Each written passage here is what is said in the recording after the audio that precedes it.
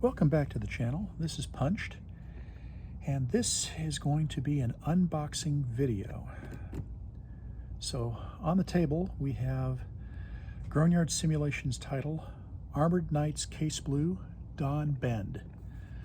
This just showed up over the weekend. It was part of their commitment program that I signed up for. And it came, and we shall see what is lurking inside the box. Now, I have opened the box before just to check over the contents and make sure that that they were present, and they indeed are. So let's get to it.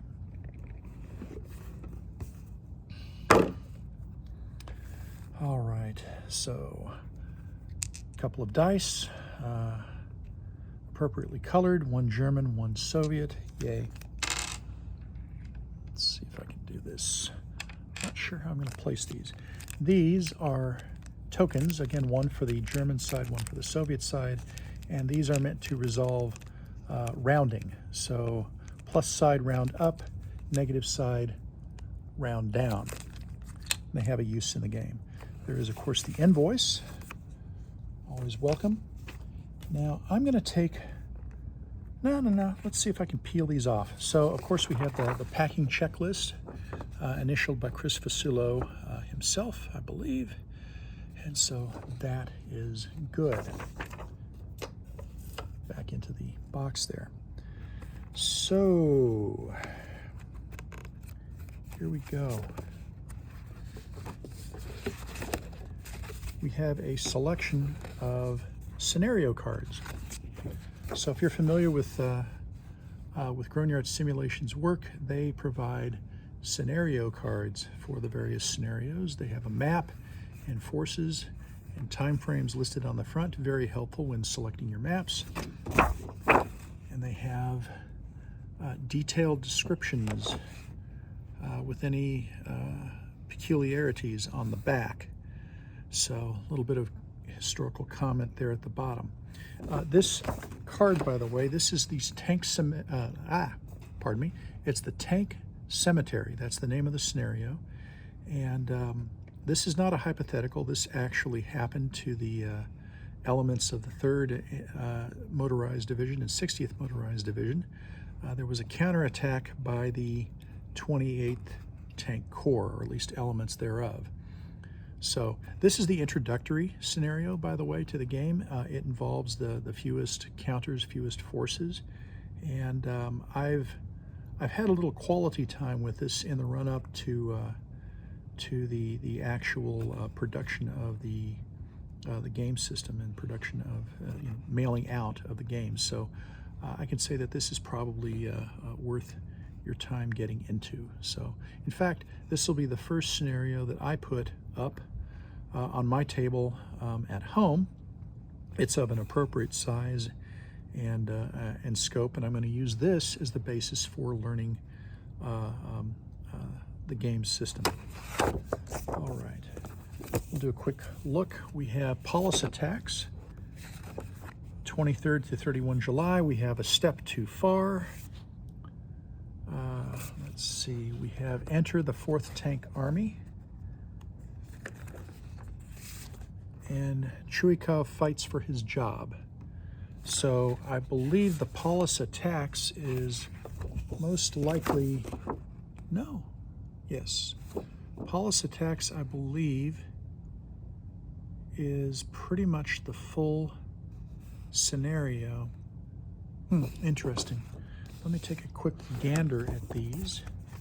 Right, like I'm doing this on camera. So we're looking at the Echo 7 and Echo 8 maps for A Step Too Far, also for Police Attacks, Echo 7, Echo 8. Interesting. Is there anything that scopes up higher than that? Echo 7, 8.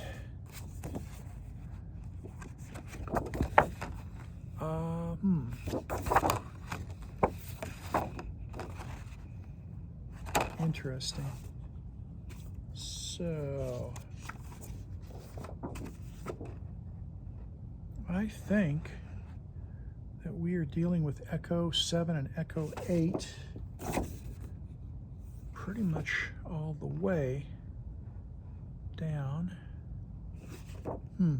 Tricky. Yeah, tricky. We'll have to see. I can tell you that their Echo 7 and Echo 8 define a couple of maps, and we'll see what we're dealing with. So let's stack those over there. Okay. Calendar and turn track. Pretty typical for the game system. Talking about illumination, talking about kind of a quick air superiority indicator, date of the month itself, and interestingly enough, 1942 and 43. Now 43 makes perfect sense. This actual game is in a relatively short time period in 1942. However, these maps will still be in use for the follow-on Stalingrad game, as I understand it, and that certainly goes into 1943. 1941 is interesting. So I think at least part of this area may have been in scope during the Barbarossa offensive in 1941. So I think that they are potentially planning for follow-on titles. So most welcome sort of development. Okay, orders of battle.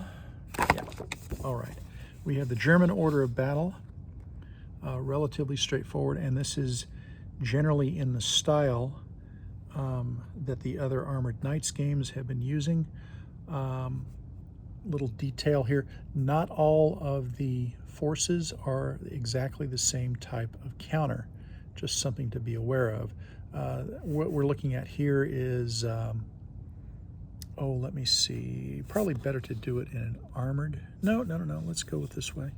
So in some cases, for example, I believe the third counter in an infantry regiment, in an infantry division, is going to be a heavy weapons company. Not entirely sure of that, but I think so. We'll see. All right, just one for the Germans, and we get 1, 2, 3 for the Soviets. So we have the Stalingrad front with the 64th and 62nd Armies, and also the 1st Tank Army and the 4th Tank Army, as well as some clarifications in terms of what to expect in some cases. So very, very good stuff. Yes. In fact, here's the example that I remember. So in an infantry regiment, there's a clarification here. Not all the units in this group are four infantry battalions. It turns out there are 3, and the other is a heavy weapon unit. Great. Okay. Good stuff.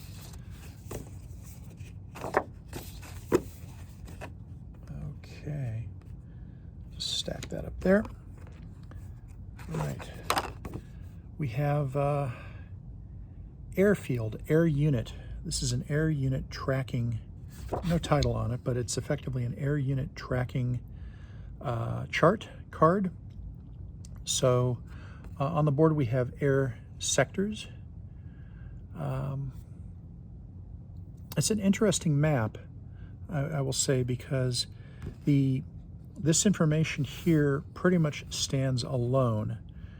You simply stack up the appropriate units on the airfield as is appropriate for the scenario, and we run over, for example, fatigue 0, fatigue 1, fatigue 2, and then fatigues 3 and 4th, which means an air unit that gets to this point is no longer able to fly during that turn. And then, of course, during that day, really. And then, of course, there's fatigue recovery in the start of day interphase.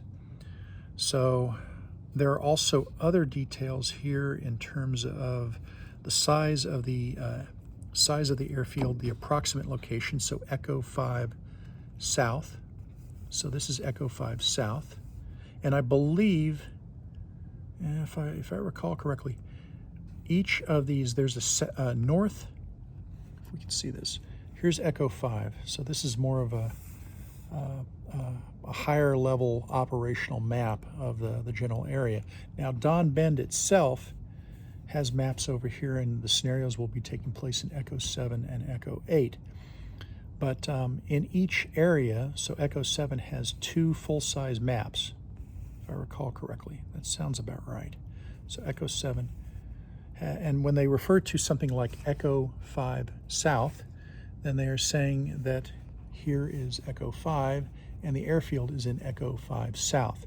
And this has implications, or consequences rather, because the further back, the game system takes into account the range of certain aircraft types and whether it has to be a 1 or 2 turn mission. And that cuts into the aircraft availability. So, interesting stuff. There's a lot of extra information here. I see some numbers here, 15-4, 15 run along these rail lines. That's very interesting. I'm not sure what that's going to mean, and I shall make inquiries. This is, with the gray background, this is the German side. Let's see, here is one with a green background, and that should be the Russian side. And notice that if you look at this, with the dark green in the center is roughly the field of battle. The Russians are all over here to the east, which is very appropriate. And then the Germans are to the west, also appropriate. So very good stuff. These will be quite useful. All right.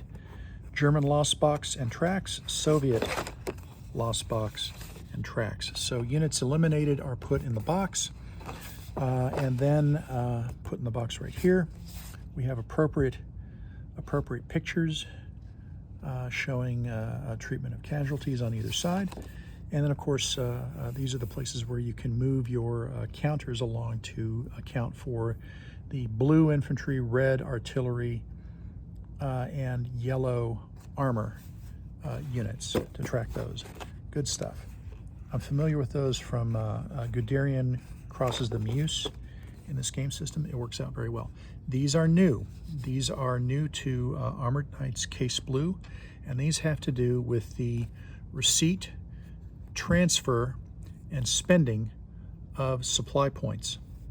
So both for the German side and for the Russian side. So it gives you a place to put your unit subordination chits rather. It gives you a place to show, okay, here's the army and which corps report to the army.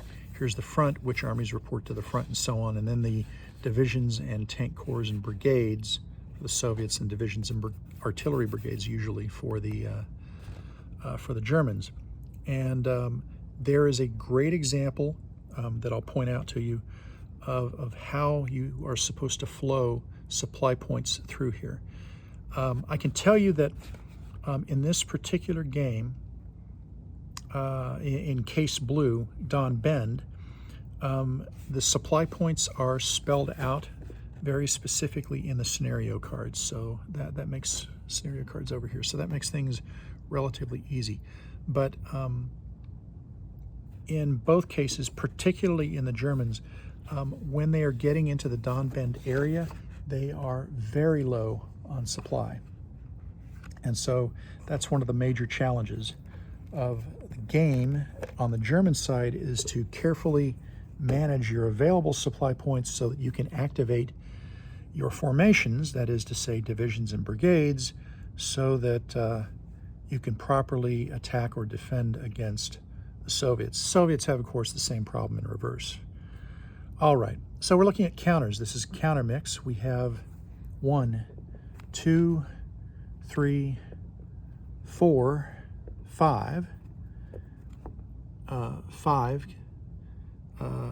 sheets of counters. Each of these sheets of counters has 280 counters on it, by the way. And it is a mix. It is these first 5 counter sheets. By the way, there are 2 more in the back here. Grand total of 7 counter sheets.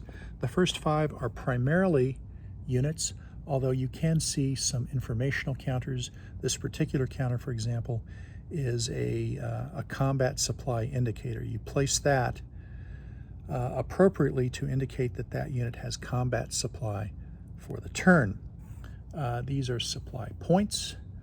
These are some of the indicators for tracking casualties, for example. So a great many of them here.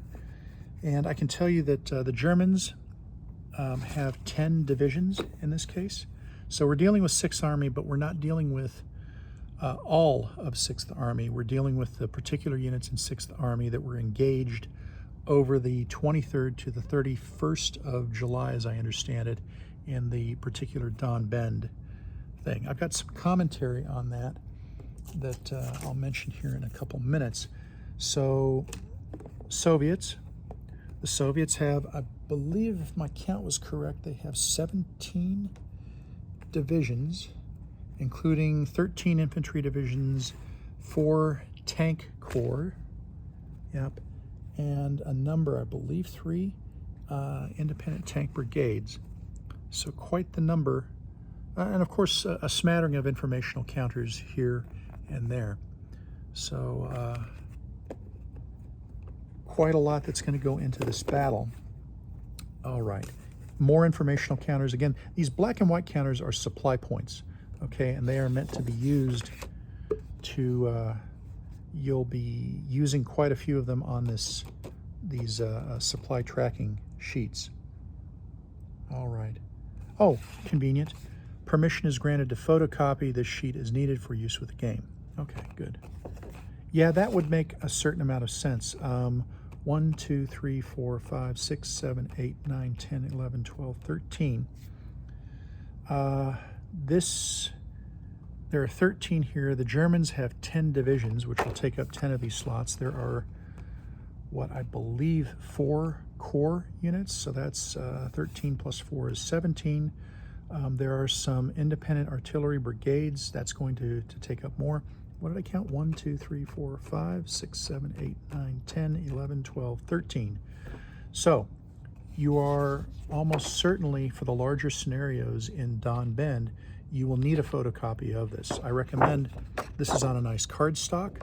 I recommend making a photocopy on cardstock yourself, and I think you would, pardon the artistic license here, I think you would simply butt them up against each other to fully represent the Germans, fully represent the Soviets. You're definitely going to need it for the Soviets. They have more units, more formations rather. All right. Cool. Okay. Yeah, quite a number of counters here, so I'm going to put the counters right there. Now we're getting into, I mean, the counters, of course, you have to have counters, you have to have maps, right? Otherwise, what kind of game is this anyway? But this is shaping up to be an awesome game. We have the usual spiral-bound charts for the game. A lot of helpful information here on the front. We have plastic protectors front and back, and they are printed on a nice cardstock. I'm not going to go over all of these. Some of these will be fairly familiar to those of you who may be familiar with Armored Knights Guderian Crosses the Meuse. Guderian Crosses the Meuse has an air mission success table that is generally fairly similar to this, except of course it's dealing with the French as opposed to the Germans. What is new is the fighter air combat table. That has to do with determining during the start of, I believe, the start of day interphase. There's a procedure for taking your fighter aircraft, taking the German fighter aircraft, the Soviet fighter aircraft, duking it out and figuring which level of air superiority we have in different locations. Quite a bit of stuff. I believe air transport missions table, brand new in this game system. All of the airbase information, facility air attack table, so you can attack your opponent's air bases and they can do the same thing to you. That could be interesting, could have some long-term consequences. And air unit fatigue recovery has gotten a lot more nuanced compared to Guderian Crosses the Meuse. Your airstrips, your supply trace is interesting, and your maintenance has become a lot more interesting, and so on. Repair and such. Flak summary is pretty much a repeat from Guderian Crosses the Meuse. All right, air unit characteristics chart, brand new. Off-map recon table, that's for campaign games. Routing, pretty much the same, though it does cover Soviets instead of French, and it has all of the Axis allies. So just be aware, Romanian, Italian, Hungarian. For those of you who are familiar with Guderian crosses the Meuse, the French, who were pretty skittish in that battle, they had a 6. So your Romanians, Italians, Hungarians have a 5. Now, I will say, they are not present. They are not present in Don Bend. So a fair amount of what you see here is actually going to be more relevant when you get some of the follow-on games in this series.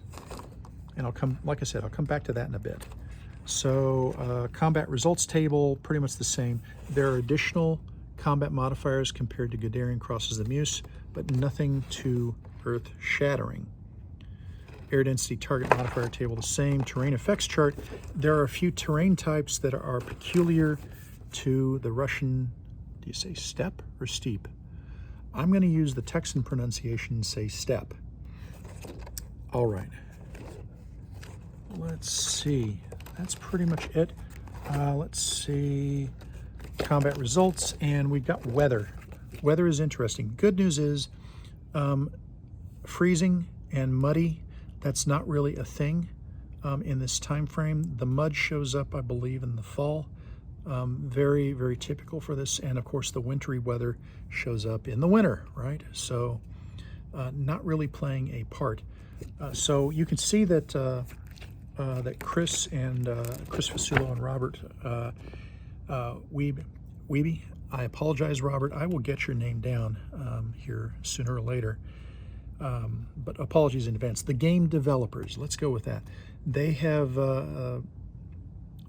made what? They are planning ahead, right? They are planning for the entire series. This is the base game. It has the base rules, and very well done.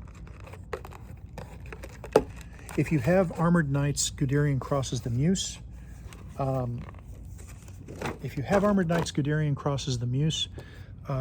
you will find that the game systems are compatible. However, your calibration is going to have to change. Guderian crosses the Meuse uses a 1 kilometer hex and a 6 stacking point limit. This has a 2.5 kilometer hex and a 12 stacking point limit, and the movement values have changed to reflect the longer distances in each hex. Okay, I think that's the biggest change to date. The supply rules and the expanded air rules are also obvious changes. This, fellow gamers, this is gold, okay? You want to read this book. You almost want to read this book before you read anything else, okay? This is the visual aids and examples of play. They did a really great job on this. So some of this is fairly familiar to those of you who've seen the game system before. There are no real surprises here on the counter information. They're talking about the informational counters, bits and pieces of details that you will see on various counters. They talk about the supply battalions. That's new to the Case Blue and to Don Bend in particular, but they're good. Here is the good stuff, okay? Examples of play. Please read this. I've been playing Guderian crosses the Meuse now for several weeks, 2-3 weeks anyway, and I realized I made so many mistakes where it was a question of interpretation or whatever. This is dense, right? But you can work through it. It's good stuff. It has a map for reference, okay? So it has an extended combat sequence where it's going to cover multiple attacks with their consequences. It's going to cover a Stuka ground attack, initial hasty attack, deliberate attack. Then there's some exploitation as well. This is great stuff because, okay, going through Guderian crosses the Meuse, I'm doing what a lot of us do, you know, it's solo play, right? Part of it is I'm learning the game system. So for those of you who may remember the movie Stargate, right? Great science fiction movie. I mean, a lot of fun anyway. And you have the James Spader character, right? He's he's an Egyptologist, right? He's kind of a linguist. He studied things. He has his own theories and so on, and he's the kind of the big brain behind a lot of what is driving the plot forward. And they show up on the planet and he doesn't know how to speak Egyptian. All that book learning, right? It's a dead language. And then he gets into the situation later on with the girl, and they actually have some written language that he can read, and he's mispronouncing it, and she corrects his pronunciation. That's what this is. This is the Rosetta Stone. This is the translation. This will get you to where you are speaking this game system fluently. Highly recommended. I read the whole thing last night. It actually is a page turner. Here they talk about bridge demolition, a major river assault. Oh my gosh, that's so good. I was doing it wrong in Guderian. I wasn't doing it totally wrong, not totally against the rules. I just wasn't taking advantage of their interpretation. It wasn't apparent to me. Here's a ground attack, major river assault execution, aftermath. Okay, I did skip over the air missions, air unit missions, and the off-map. No, I did not. I did not. Great example of how to account for fatigue in air mission execution. They have a great supply distribution. I'm somewhat familiar with the supply distribution rules. I've been familiar with them for a while now, and this really clarifies a number of things. I'm not certain that I can think of some ways that I might want to fiddle with, like a homebrew copy of this chart, possibly a laminated chart, and I write numbers down instead of have to manipulate counters. But the flow that they have through here, and the explanation of the rules and how you're supposed to apply them, gold, man. They knocked it out of the park. This is really awesome. Okay, this is the one that I skipped. Air unit fatigue reduction. Okay, that's fine. And airfield repair. I did not get into that. I'm not going to worry about it too much until I actually play this game. General scenario notes. Hedgehogs is good. This is a summary restatement of what's available in the rules, what's available in the what is expressed, I think somewhere here in the spiral charts. It's very good, and the repetition is useful. The scenario notes are good. They are good indeed. So I would read this stuff. Great stuff. Okay, let's move on. And of course, we have the rules. Armored Knights, Case Blue, 1942. Okay, this is the core set of rules. It's well done. They have a nice table of content, the usual plastic protectors. For a game system of this complexity, it's not a horrible number of pages, 30 pages. So, great stuff. Contact information should you have questions. I will say that Chris has been very responsive. He's doing great. So, very good stuff. Oh, yeah, counters armor. This is interesting. They use this sort of exponential sort of font in a number of different places. So you'll want to read this and pay attention to it because these terms are used elsewhere, particularly in the examples of play. I think there's a couple examples. I was noting that last night and not really understanding it until now. So that's the benefit of making these videos, isn't it? I apologize, we're actually getting up to the half-hour mark, so I'm not going to belabor this. Okay, maps. Well, we seem to have quite a few maps here. So, Armored Knights, Case Blue, Don Bend. This is a welcome change from what we had before. This is, okay, I'm going, what do they say? Too close for missiles, going guns. I'm gonna have to manually jockey this camera around. This is a full-size map by my count. Actually, I am gonna put it back on here. All right. I have a tape measure. So we shall measure this sucker We are 22 inches the width. That is correct. That is the normal size. And we are, oh, give or take 33, 34 inches. This is a 22 by 34 map in one sheet of paper. They've done an excellent job on the printing. As you may recall from a number of the prior titles, this would typically be 4 sheets of paper instead, and you would have to manipulate that and get it all to line up. You still have to line things up, but not so badly. So this map, fold it back up, this is the D8 map. Okay, if you recall from, let me see, fair enough. We have a mention here of, what do we have? Echo 7 and Echo 8. So as far as I can tell, Echo 7 and Echo 8 are the only 2 maps that are actually employed to cover the scenarios for Don Bend, because that's where the Don Bend is. Okay, but they've given us maps, many more maps. D8, D7. Move these up here. I feel like it's Christmas, you know? Okay, here's our E7. We're going to be using E7 extensively. We're going to be using E8 extensively. But wait, there's more. F7 and, oh, where do we have it? F8. All right? So, put this in context. We're going to use these 2 maps, and they gave us 4 more. So, that was a bit of a head scratcher.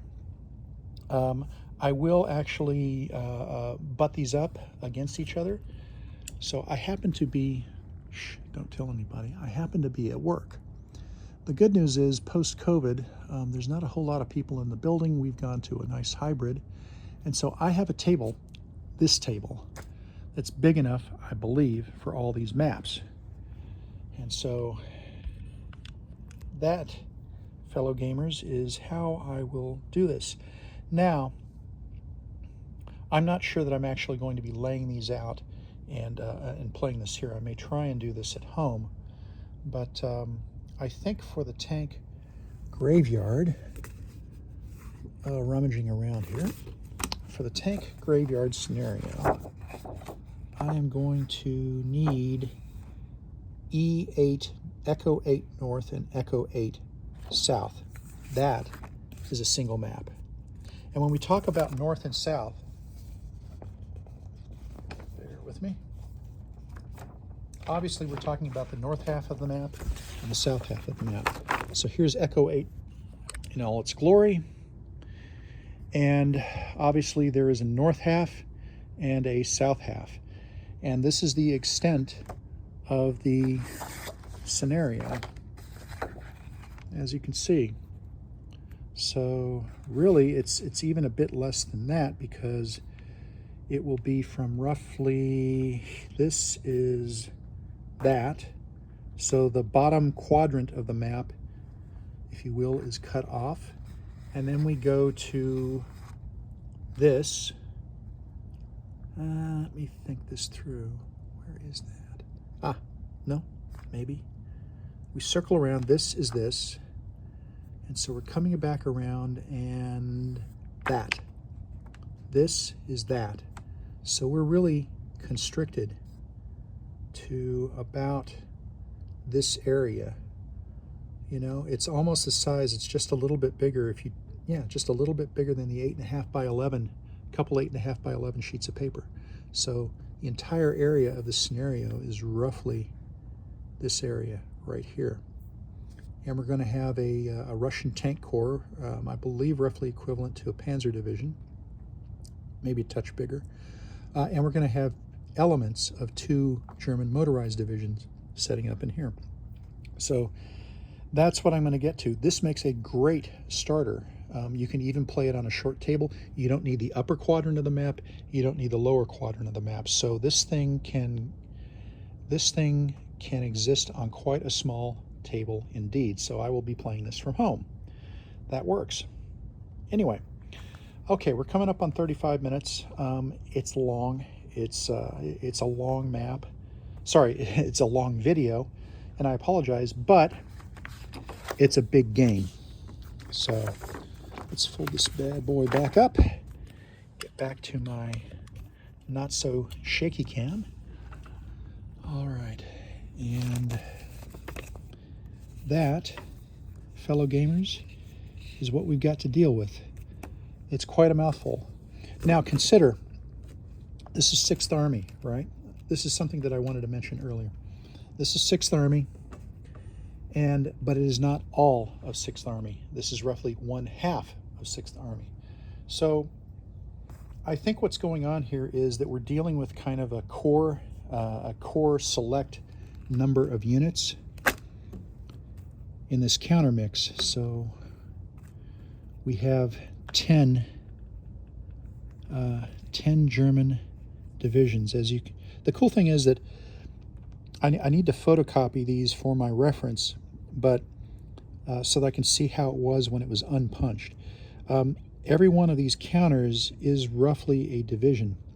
I mean, almost exactly a division. This is 100th Jaeger Division, 113th Infantry, 305th Infantry. What do we have here? 71st Infantry, 44th Infantry, 297th Infantry. Then we get into, who are these folks? This is 24th Panzer up in this area. Army and some corps troops, I believe. 3rd Motorized, 60th Motorized, and is that 16th? 16th Panzer right here. So I think what's going on here is that the designers have set this up. This is the core system, and these are core units. They will be present in most all the phases of the battle, but they are certainly present here. This box was pretty full. Even with settling, it was pretty full. Imagine if the number of divisions that were stuck in the pocket in Stalingrad. I believe there were 20 divisions in 6th Army that got stuck in the pocket.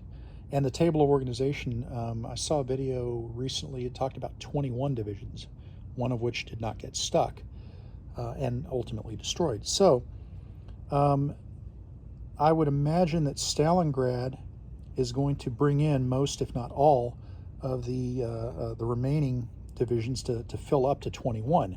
But I think Stalingrad will be an add-on. It will require this. Again, my opinion, I'm kind of predicting and reading a crystal ball, but I suspect that much like with the Death Ride series, where you have to have a base game in order to play some of the later editions, I think Stalingrad, scheduled for playtest at Consim World Expo this July, I think it will be an add-on. Not guaranteeing it. Stay tuned. We'll see. The Soviets, for their part, I mean, there's a lot more force coming in. So just think of the scope of this. We've got all these maps. We're going to use them. Operation Wilhelm, that's the start of the campaign. That's already been announced as well. So that was, I believe that was activities back in the June 1942 timeframe. So those will have additional units as well. Stalingrad will have additional units. It only makes sense that if they go for an Operation Uranus, and why not? Why wouldn't you do it, right? Then you have to have at least the Romanians.